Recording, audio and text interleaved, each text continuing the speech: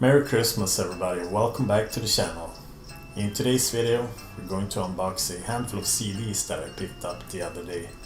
And these albums were financed by my Patreons, so thank you guys for your support and for making this little unboxing video possible. And before we jump into the video, please consider smashing that like button and subscribe to the channel if you're new, because now it's time to roll the intro.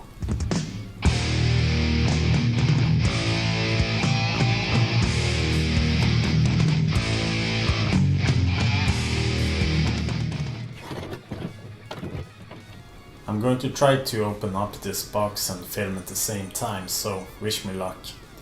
And it's also been a few years since I bought some CDs, so it's a bit of exciting for me to open up this package. I'm more of a vinyl guy these days, even if I don't buy records as much as I used to do. And I also own a few of these on vinyl and perhaps one or two on CD as well. I have most of my record collection stowed away and I don't remember every CD that I bought some 20 years ago, so I might have duplicates here. Anyhow, I'm trying to open up this box here with my scissor, and maybe I'll need to fast forward here. It's a bit tricky to film and use a scissor at the same time. There we go, I got it open. So let's see what we got here. The first CD is Slayer's Live Undead, originally released back in 1984 on Metal Blade. It's a live album and it's from my favorite era of the band, the Metal Blade years. And we got tracks like Black Magic, Die by the Sword, Captor of Sin, Antichrist, Evil Has No Boundaries, Show No Mercy and Aggressive Perfector. Mostly just tracks from Show No Mercy and a few from the Haunting the Chapel EP.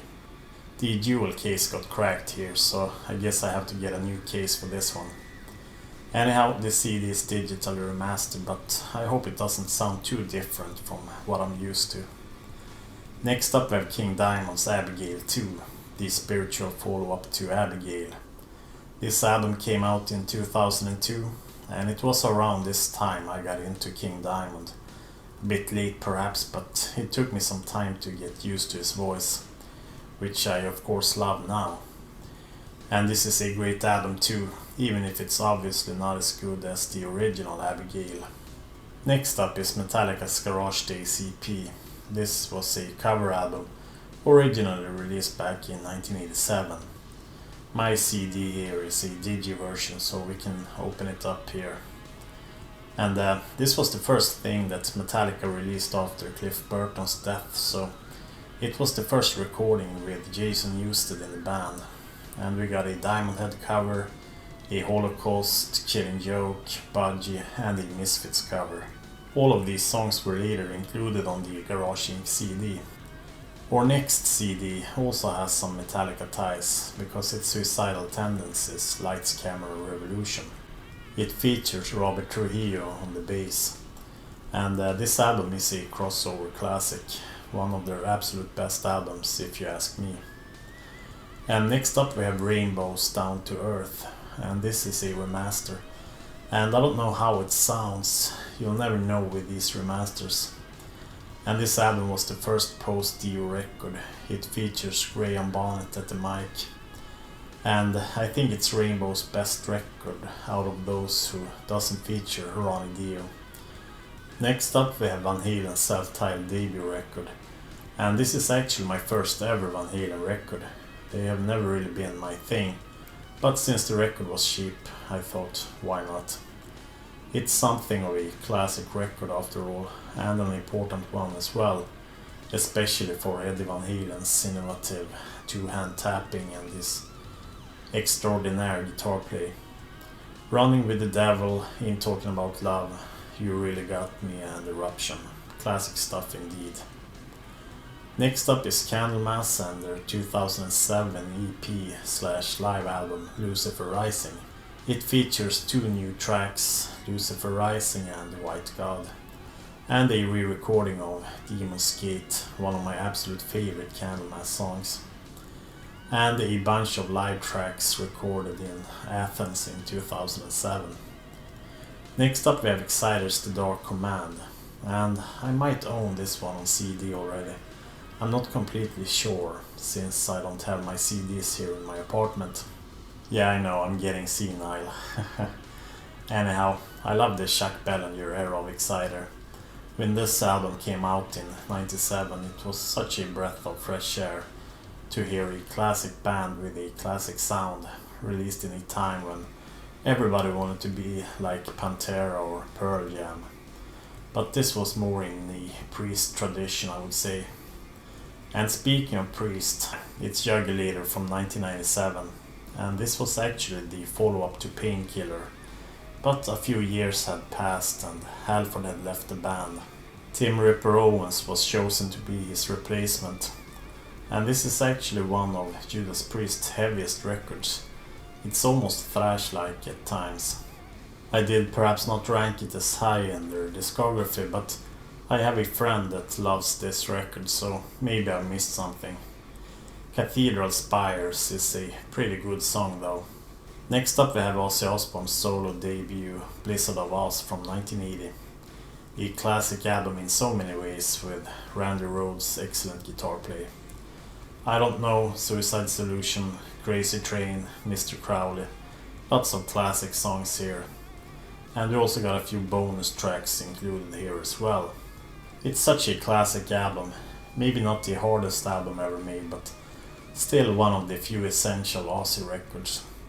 And I also picked up Diary of a Madman, Ozzy's second studio album, coming out a year later in 1981. SATO, Diary of a Madman and Over the Mountain are some of the best tracks on this one. It's also a very classic album, and this was the last album to feature Randy Rhoads, so it's kind of an essential record in that way. And vinyl is of course preferable here, but this seller only sold CDs, so that wasn't on the table. Next up is Dio's Killing the Dragon. This album came out in 2002, and it's probably my favorite post-1990s Dio album. He released one more album under the Dio name in 2004, but this is towards the end of his long career. The album is perhaps most known for the song Push, which was a collaboration with Tenacious D. We also got a few bonus tracks here as well. Push, the video version, and the live version of Rainbow in the Dark. Good stuff. We have one more album to check out, and we're going to continue with the Black Sabbath theme here, because next up is Born Again, originally released back in 1983. And it's the only Black Sabbath album to feature Deep Purple's Ian Gillan. And this record might not be everyone's cup of tea, but I just love it, especially the artwork. And if you haven't seen the video where I remade all Black Sabbath album covers to look more like Born Again, then you should definitely check that video out, and I can link it on the end screen of this video, if you guys are interested in watching that. And we also got some great tunes here like Trashed, Disturbing the Priest and Zero the Hero. And that's all the albums I got in this package.